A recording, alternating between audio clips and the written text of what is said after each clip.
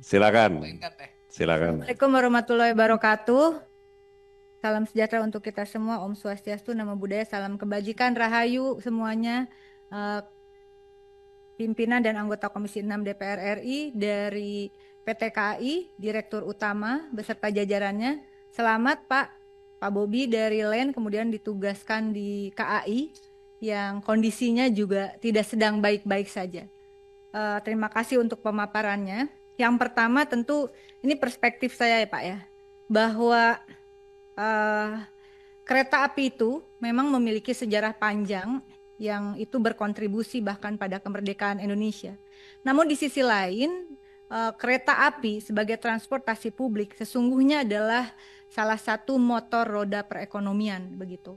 Sehingga mudah-mudahan disepakati oleh kita semua bahwa perspektif kita terhadap transportasi publik tidak ansih atau hanya profit oriented, tapi lebih pada pelayanan publik.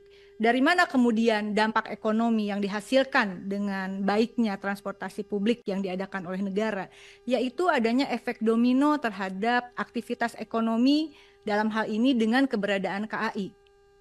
Menjembatani antar wilayah dan kemudian terjadi jalur logistik dan juga angkutan orang, barang, dan kemudian hal lainnya yang itu lebih singkat, lebih mudah, dan lebih murah.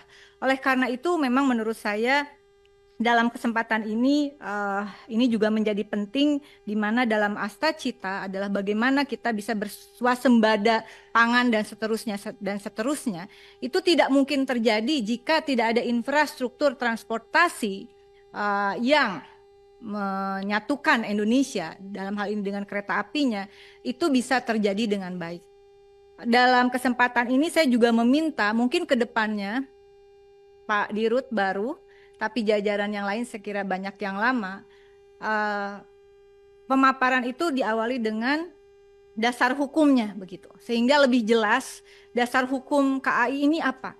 Dengan adanya Undang-Undang Perkeretaapian, KAI, BUMN, Badan Usaha Negara sebagai operator, ada hal-hal yang sebetulnya bukan ada di wilayah otoritas KAI. Nah, saya ingin mulai dengan dasar hukum Undang-Undang Perkoperasian. Ini menjadi penting pimpinan karena kita justru kalau menurut dalam perspektif saya, kita harus mensupport KAI agar bisa terus beroperasi. Tidak boleh KAI sampai bangkrut, tidak boleh KAI mengalami masalah karena ini akan berimbas panjang pada pertumbuhan ekonomi Indonesia secara nasional. Undang-Undang Nomor 23 Tahun 2007 tentang Perkeretaapian di pasal 23 itu ada kurang lebih ini kaitannya dengan infrastructure maintenance operation atau biaya pemeliharaan begitu yang disingkat dengan AIMO, dan ini kemudian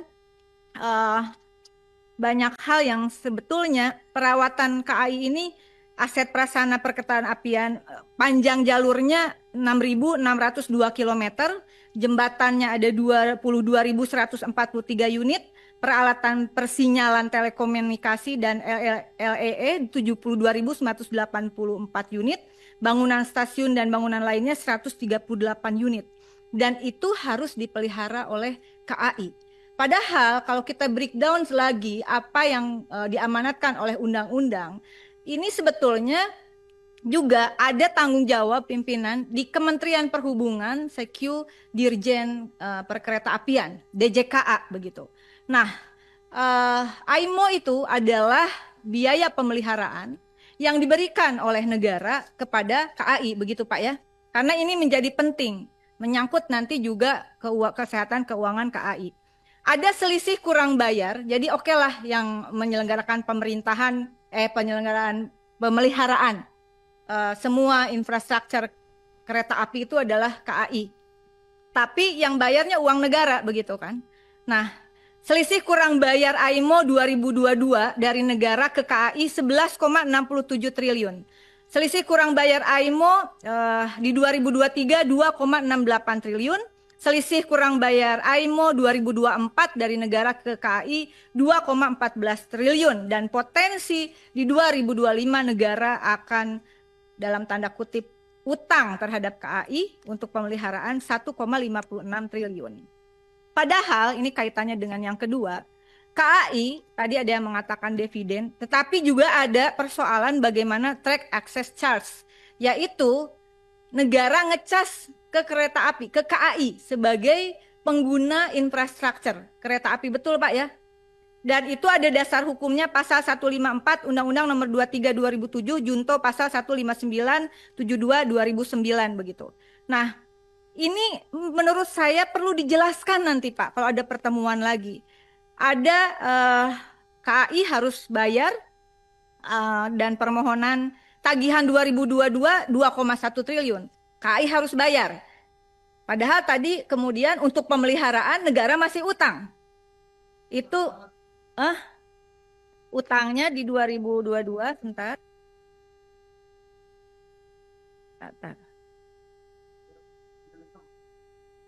Iya Pak, penting ini. Nah, KAI 2022 sampai 2023, 2022 KAI harus bayar ke negara lewat Kemenhub gitu.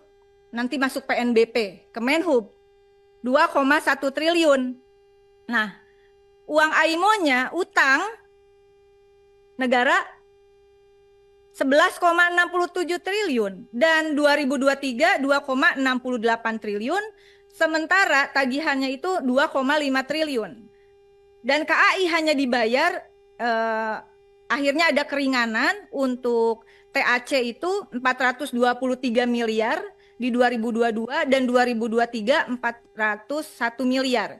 2024 minta keringanan ini tagihannya 1,27 triliun, Pak Andre, tapi nggak disetujui. Mau bayar pakai apa? Gitu. Dan infrastruktur ini sebetulnya makanya saya mengatakan kita perlu memberikan dukungan justru kepada KAI agar hutang negara ini dilunasin atau adalah semacam diskusi yang secara serius. Pertama adalah terkait AIMO dan TAC, mendukung pemerintah untuk percepatan alokasi anggaran untuk penyelesaian selisih kurang bayar AIMO tahun 2023.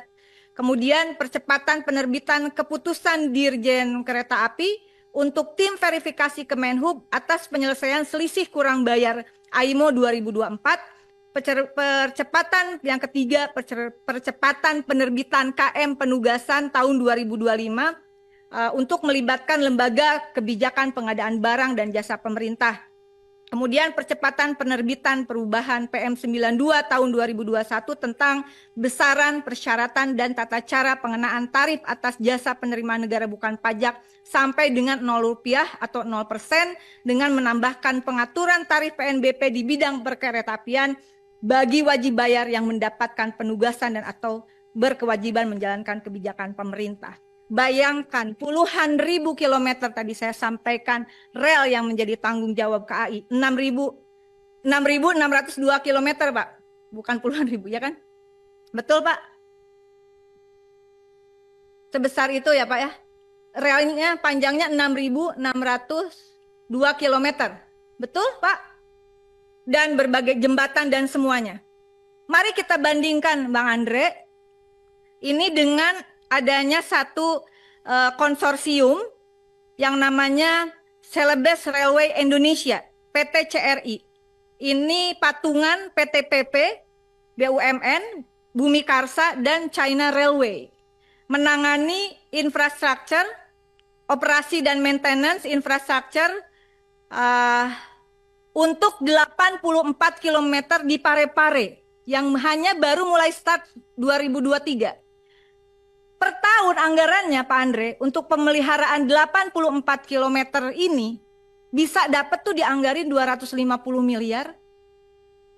Ini saya juga dalam kesempatan ini saya mendukung aparat penegak hukum untuk menyelidiki, kalau saya curiga ya 250 miliar per tahun dialokasikan, ya kurang lebih 100 miliaran lah setidaknya hanya untuk 84 km. Kenapa giliran ke KAI susah sekali Kementerian Perhubungan memberikan dana operasional? Padahal personil AIMO itu ada 1.342 orang, personil bangunan 304 orang, personil JJ 3.681 orang, personil IO 4.042 orang, yang ini gajinya harus ditanggung oleh KAI, betul Pak?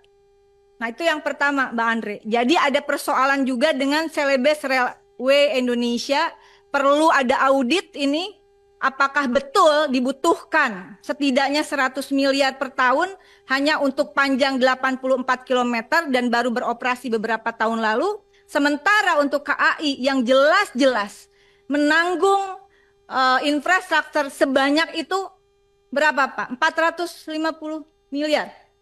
Hanya dapat biaya pemeliharaan sekitar 450 miliar. Yang kedua adalah di samping persoalan yang tidak clear, ada persoalan TAC AIMO tadi. Yang kedua adalah persoalan proyek WUS begitu. Ini PT Pilar Sinergi BUMN Indonesia tadi sudah disampaikan, konsorsium dengan pemegang saham KAI tertinggi 58,53%, Wika 33,36%, Jasa Marga 7,08%, Perkebunan Nusantara 1,03%, PT SBI memegang 60% saham di KCIC operator WUS.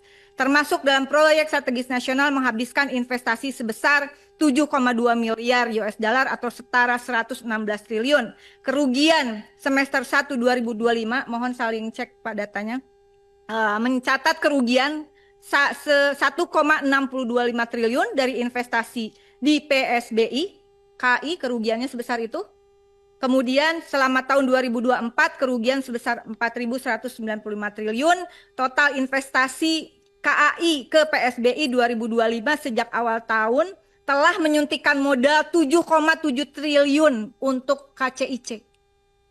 Nah, menurut saya ini perlu ada kejelasan. Sampai saat ini belum ada pembentukan konsorsium yang baru, Pak Andre. Sehingga kalau tadi ditanyakan, apakah ada negosiasi ulang atau rekonstruksi? Rekonstruksi itu tidak bisa menurut saya tidak hanya melibatkan KAI, tapi di dalam beberapa pertemuan itu juga penting posisi Danantara untuk ada keberpihakan kepada KAI dan juga proses-proses lainnya, konsorsiumnya segera dibentuk, begitu, atau mau dengan cara apa? Kalau dari saya sendiri ambil alih Pak Andre, mudah-mudahan Pak Prabowo bisa terakhir. Nah, diambil alih oleh negara yang penugasan negara, apalagi masuk proyek strategis nasional, jangan dibebankan kepada BUMN. Apalagi BUMN tersebut adalah BUMN yang menyelenggarakan pelayanan publik, bisa kolaps. Kalau pelayanan publik di bidang transportasi kolaps, sekali lagi akan berimbas pada berbagai hal. Dengan seluruh rasa hormat saya, Bapak, mohon diperbaiki nanti presentasi ini. Karena teman-teman yang lain ini, dan saya berharap lah, kalau direksi, ini siapapun direksinya, kalau posisi konstruksi hukumnya seperti ini, KAI akan tetap terbebani kok. Kalau persoalan WUS-nya tidak diselesaikan, siapapun dirutnya juga akan tetap tidak akan berhasil memimpin KAI. Di luar persoalan culture dan sebagainya. Yang terakhir persoalan aset, mohon dijelaskan. Karena saya mendengar adanya aset-aset yang itu dikatakan sebagai aset negara yang tidak boleh dikelola oleh KAI. Itu ada di Kementerian Keuangan. Nah, mohon dikonstruksikan secara hukum agar KAI memiliki bisnis-bisnis lainnya yang bisa memperkuat bagaimana pelayanan terhadap pelayanan transportasi publik yang bernama kereta api. Begitu. Sehingga jelas ini aset punya siapa? Betul punya KAI, tapi hak kelola ada di mana? Karena setahu saya ada beberapa aset KAI yang di lahan-lahan strategis itu tidak boleh dioperasionalkan oleh KAI karena ada aturan hukumnya begitu. Jadi ada 3 hal Bapak. Pertama TAC AIMO, yang kedua soal konstruksi untuk KCIC kereta api cepat begitu, kerugian negaranya akan semakin membengkak. Ada ancaman nanti akan krisis di 2026 keuangan KAI. Jika ini tidak terselesaikan, betul nggak Pak? Betul kan Pak? Ya terus terang aja kayak gitu Pak. Ya jangan pucat kesian soalnya udah kurus pucat lagi. Ya, yang ketiga soal aset-aset itu. Dan tentu saja sebagai mitra dari KAI, kami di Komisi 6, kalau saya secara pribadi Pak Andre, kita harus memberikan dukungan kepada PT KAI untuk bisa terus survive dan terus meningkatkan kualitas untuk perbaikan pelayanan. Sekali lagi agar publik tahu persoalan KAI bukan hanya persoalan sendiri disebabkan oleh KAI. Ada faktor-faktor lain termasuk konstruksi hukum yang harus sudah diselesaikan. Terima kasih. Wallahul muwaffiq ila aqwamit thoriq. Wassalamualaikum warahmatullahi wabarakatuh.